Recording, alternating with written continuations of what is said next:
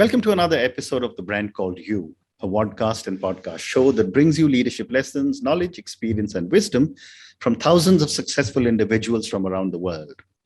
I'm your host, Ashutosh Garg, and today I'm delighted and privileged to welcome a very accomplished entrepreneur turned coach, Mr. Alan Wick. Alan, welcome to the show. Well, thank you very much for inviting me, Ash. Thank you. Alan is the founder of Alan Wick Associates. He's a business coach, a business consultant, a business strategist, and a best-selling author. So, Alan, let me start by asking you what I read in your profile, which is that you hated school and could not wait to start your own business. Yes. When did you realize that you wanted to be an entrepreneur?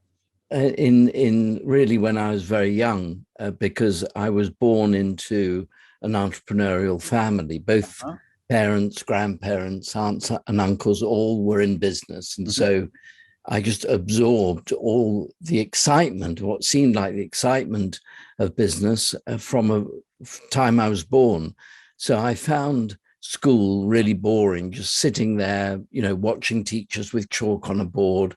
This all seemed, I couldn't, academic. I didn't relate to it, Ash. And so I really couldn't wait to get out into work. And that meant that I didn't go to university. I went straight into work, and I discovered that I was a bit arrogant. I was an employee, very young, 18, 19, in an ad agency. I thought, I can do better than this.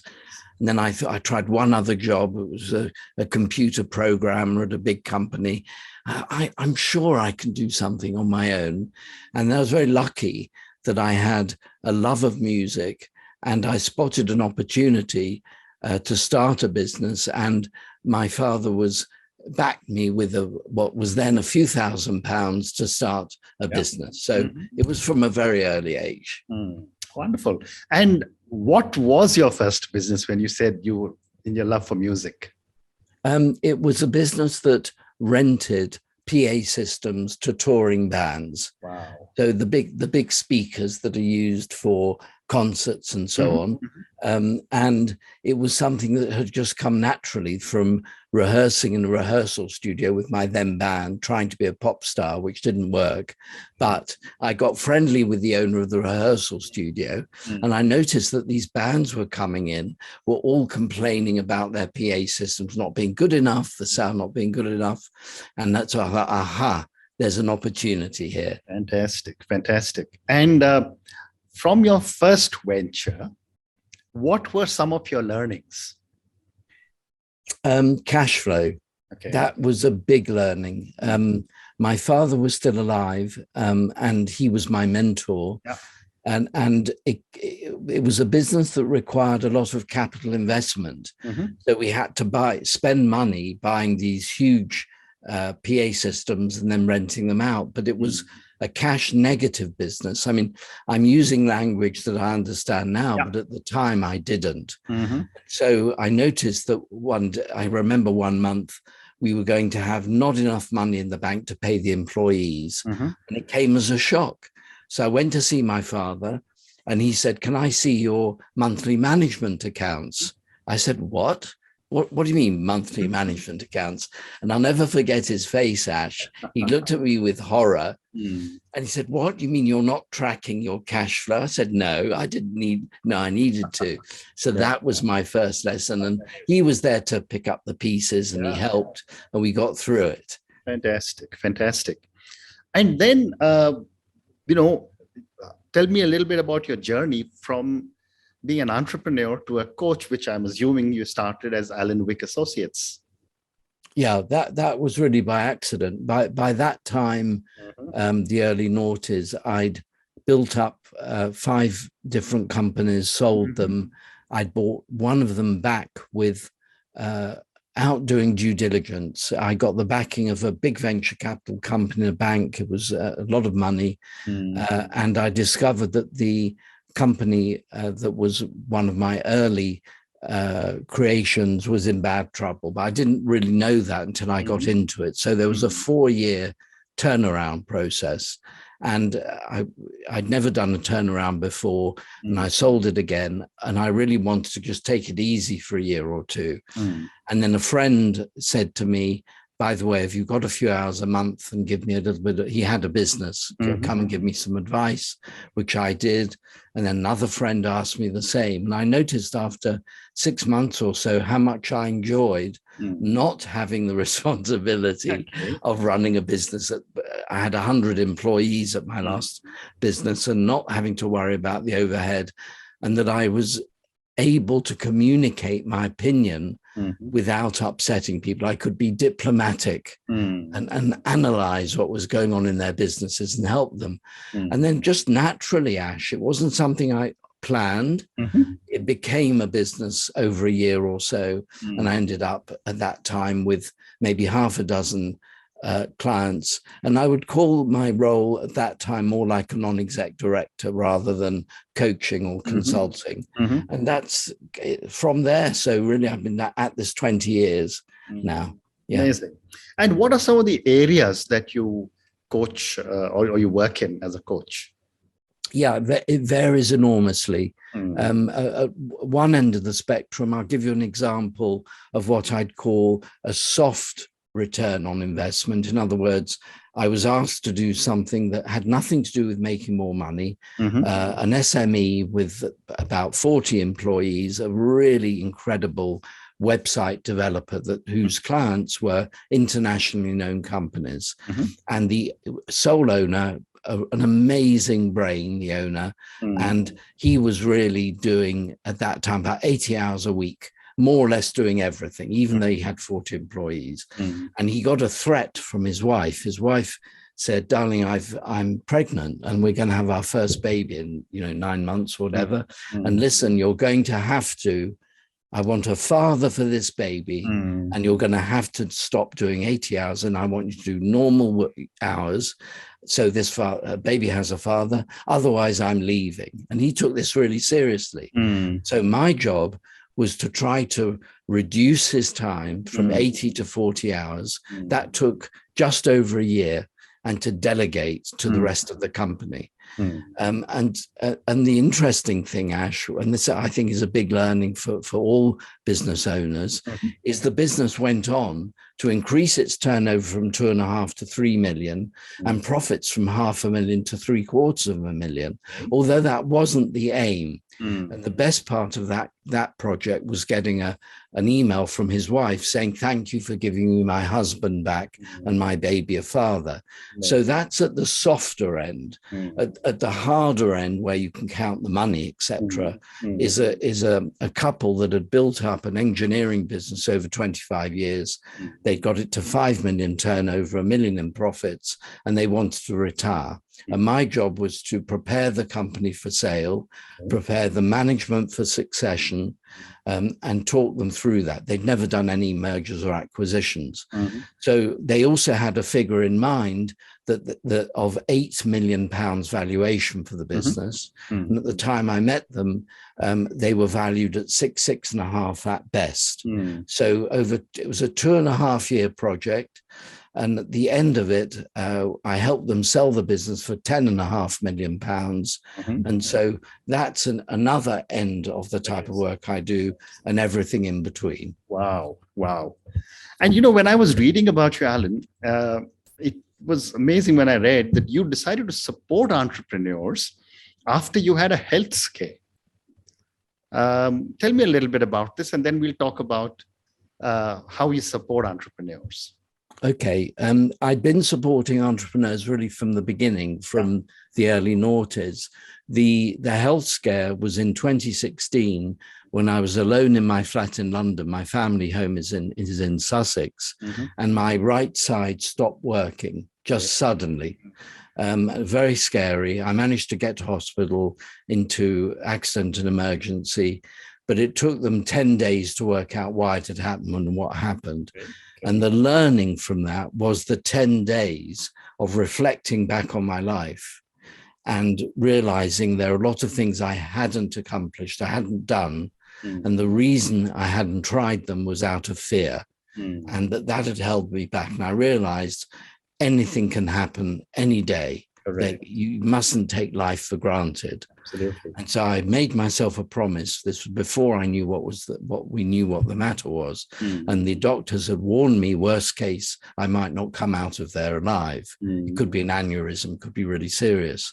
So I made myself a promise, Ash. If I come out of here alive, I'm going to stop being so selfish, not advertising, no marketing, no website, nothing. And I'm going to go bigger. I'm going to try to help hundreds, if not thousands, of entrepreneurs before I die. Fantastic. And I was very lucky, discovered that I had a rare form of stroke and the prognosis would be good.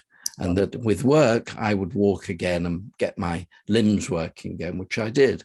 So that's why I'm doing podcasts, or I have a website, or LinkedIn, or marketing, social media. I never did that type of stuff before. Wow. How wonderful. So then let me ask you a few questions for startups and entrepreneurs.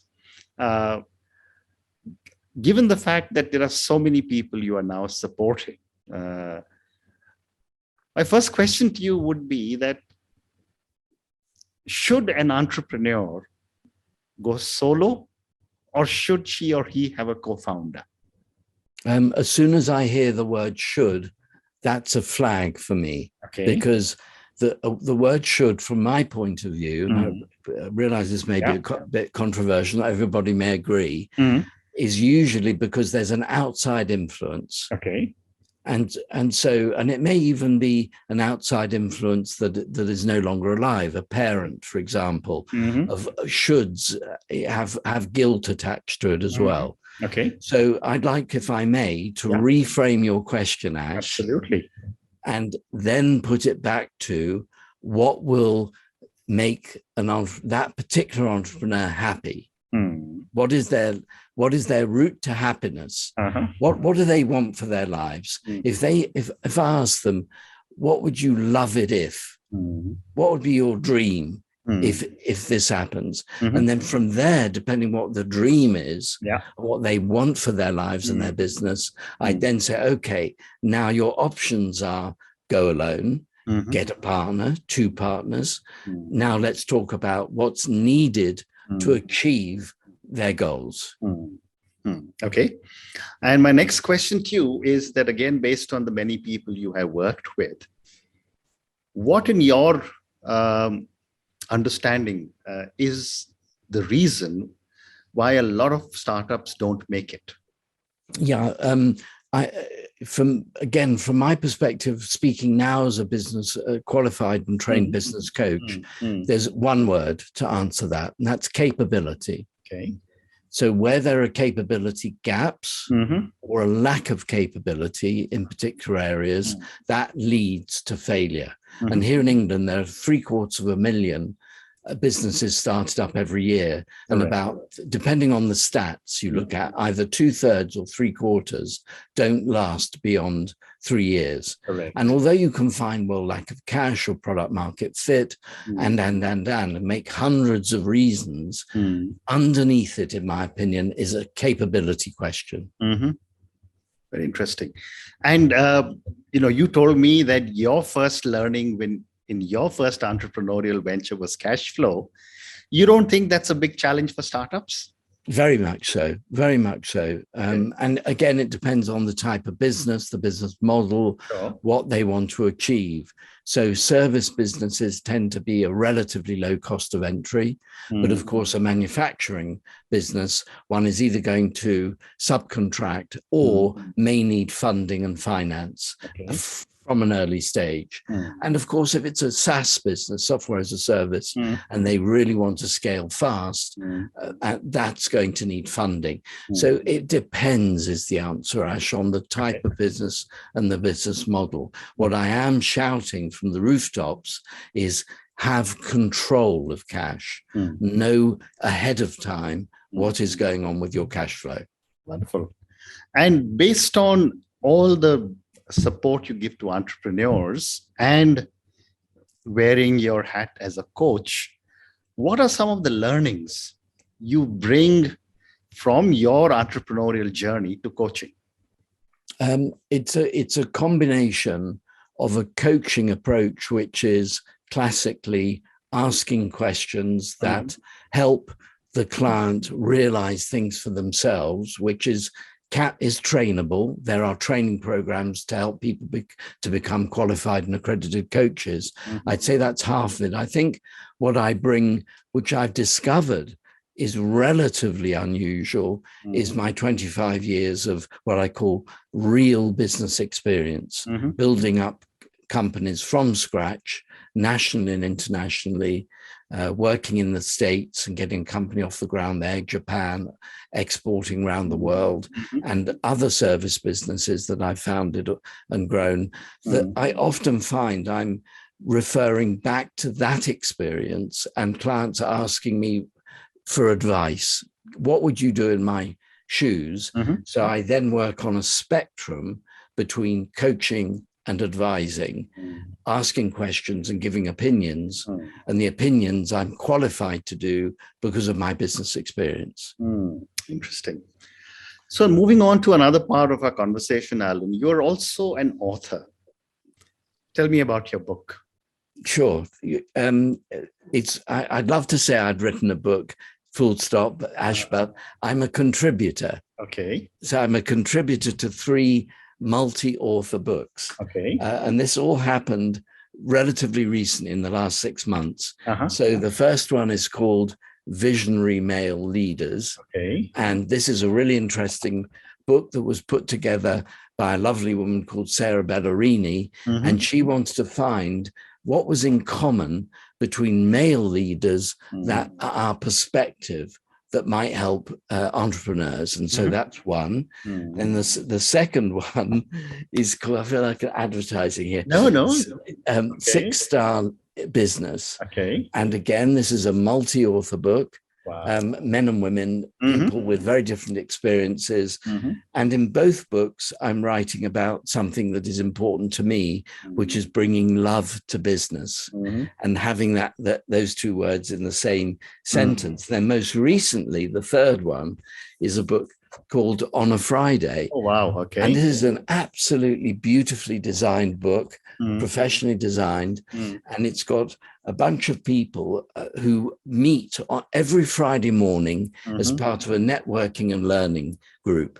So in all 3 books, I've written about love in business and why I believe it's important. Wonderful. And maybe for our viewers and listeners, tell us why love in business is important. I believe it's important because although it's a little bit of a woo-woo word, and I get it sounds, my God, this guy's gone soft. Actually, the meaning of it, when you look at it, is about, do you care? Do you genuinely care for your employees?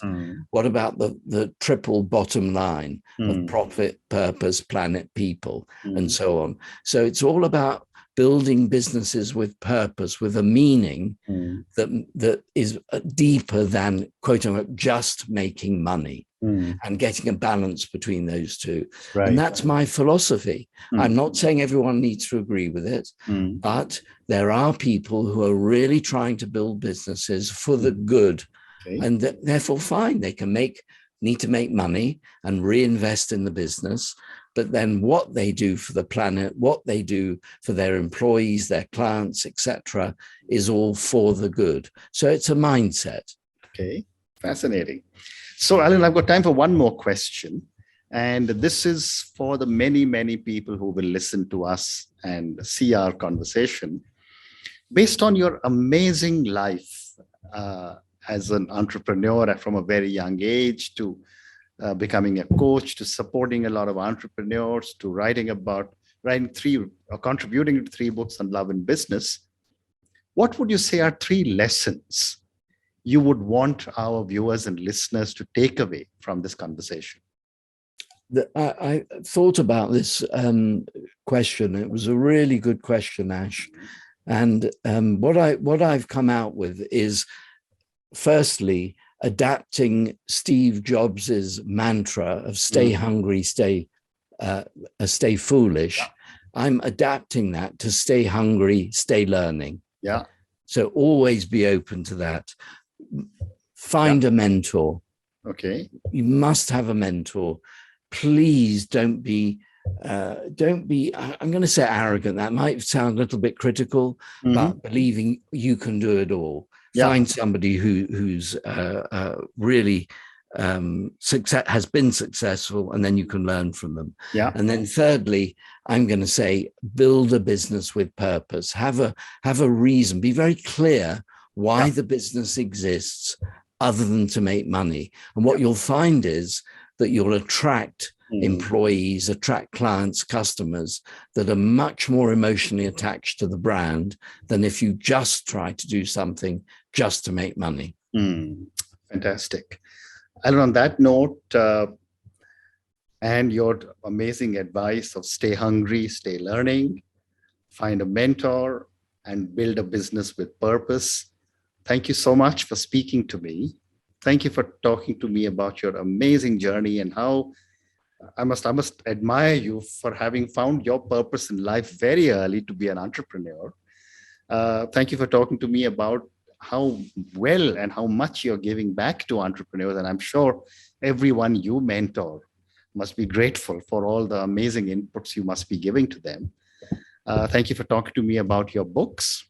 And finally, thank you for speaking to me. Good luck. It's an absolute pleasure, Ash. Thank you very much for inviting me on. Thank you. Thank you for listening to the Brand Called You videocast and podcast, a platform that brings you knowledge, experience, and wisdom of hundreds of successful individuals from around the world. Do visit our website www.tbcy.in to watch and listen to the stories of many more individuals. You can also follow us on YouTube, Facebook, Instagram, and Twitter. Just search for the Brand Called You.